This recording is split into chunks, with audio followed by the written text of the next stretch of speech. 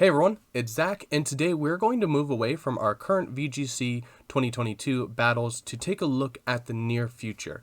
Today we're going to talk about the upcoming Pokemon games, Pokemon Scarlet and Pokemon Violet. Now these are games that I am very much excited about, and being new Pokemon games with VGC, but also the first new Pokemon game titles that I will start as a content creator. Being excited about these games, I tend to think about what they will bring to not only the series in itself, but also the VGC metagame. So today I'm going to talk about my 5 hopes for Pokemon Scarlet and Pokemon Violet. I will say that my wishlist focuses mainly on the VGC, but there may be 1 or 2 things for the regular game as well, and all these things are probably going to impact the mainline game as well, but my thoughts are focused more towards VGC. But I want to know what you think as well. Don't forget to let me know your wish list in the comments down below. And while you're down there, don't forget to like and subscribe. I will also say that these are my opinions, so you can agree or disagree. Just be respectful in the comments. The first thing on my wish list, now this sounds weird, is no gimmicks. So this seems super strange for some, but I don't want any battle gimmick in VGC. Gen 6 we had Megas, Gen 7 we had Z moves and Megas as well, and then Gen 8 we had Dynamax and Gigantamax. As fun as these are, I think people getting used to a normal metagame in competitive Pokemon could be a good test of skill for players who came up in a Dynamax format. Playing board position is a little different when you are playing without Dynamax. Dynamax created a lot of ways players could sweep or power through other well-planned strategies. Are you going to get hit with Fake Out? Dynamax to stop that. Are you going to get outsped? Better click Max Airstream. I know it goes deeper than that, but I think that without a gimmick like Dynamax, it will force players to be more resourceful with their mons and create a more thoughtful board position like battle.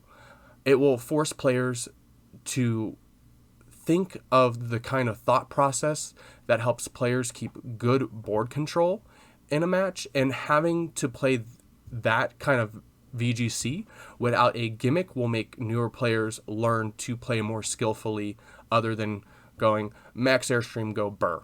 We can also look at the BDSP metagame, which started to grow very rapidly. The only reason why it didn't have a bigger impact, in my opinion, was the difficulty of raising and getting and breeding competitive Pokemon, since the game lost all of the amazing quality of life features that we've seen since Generation 4 was originally released, like passing on egg moves and other methods as well.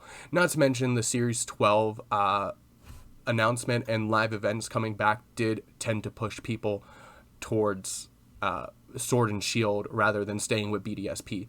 But BDSP did pop off very well when it first came up. Next up at number 2 is an Urshifu rework. This isn't really a rework with Urshifu in itself, but more of its ability Unseen Fist. For those unaware, Unseen Fist allows physical moves to go through Protect. Combine this with Surging Strikes and Wicked Blow, being able to always land a critical hit makes Urshifu very powerful outside of a Dynamax format. For this reason, most grassroots tournaments that banned Dynamax also banned Urshifu itself.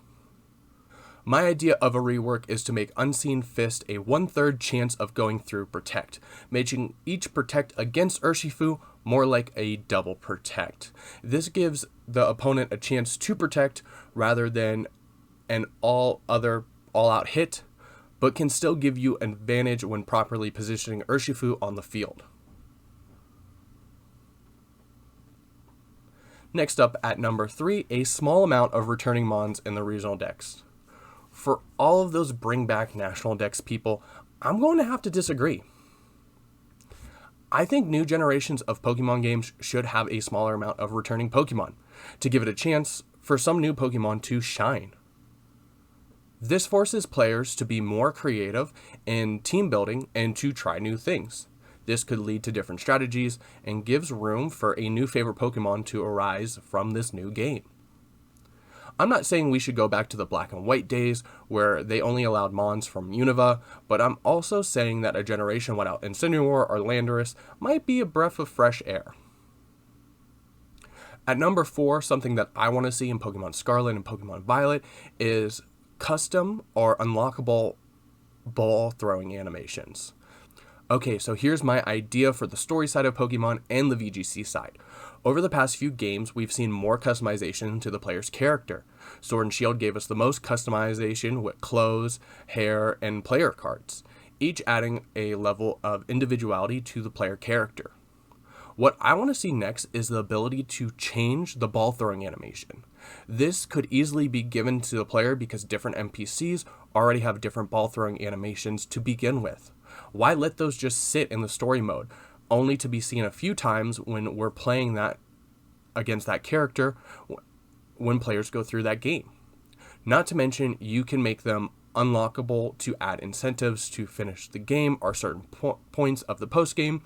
You can always add more as DLC and make a few pre-order bonuses. Those sound lame, but I think being able to change your ball throwing animation would be a popular feature if they were added into the upcoming games. My last one on this top 5 of things I would like to see in Pokemon Scarlet and Violet is Frostbite. I say Frostbite maybe because out of all my ideas on the wish list for Scarlet and Violet, this one is probably the most that I'm on the fence about. For those of you who don't know, Frostbite was a mechanic added into Pokemon Legends Arceus that replaced the freeze mechanic from prior games. In the simplest way, it's a burn for special attackers rather than burn affecting the attack stat of physical attackers. Having the power of a Pokemon's special attack move to be affected just like burn sounds great to me. This is also a welcome change from the freeze mechanic, which to this day seems random and unfair when it happens to you. It's a miracle when it happens to your opponent, but either way, it kind of seems unfair. The only reason why I'm on the fence about this is because I've heard a lot of players talk about how physical attacking side of competitive Pokemon is just overall better than the special side. That's why you see abilities like Intimidate, but nothing for the special attackers. I can't say that this is 100% fact. I should have probably done more research about that statement, but I would like to make sure that the addition of Frostbite doesn't unfairly tilt the metagame to be more dominant towards those physical attackers. So, those are my 5 hopes for Pokemon Scarlet and Pokemon Violet. What do you think? Do you agree with me? Disagree with me? Have your own ideas? Let's discuss in the comments down below. I hope you guys enjoyed this video. If you did, don't forget to like and subscribe. If you want to check out some of my VGC content, go ahead and check out the channel. And for future Pokemon Scarlet and Pokemon Violet playthroughs, they will definitely be here. So make sure you like and subscribe. Either way, you made it this far in the video. I want to say thanks for watching, and hopefully you'll stay for the next one. But until then, I'm Zach, and we'll see everyone later.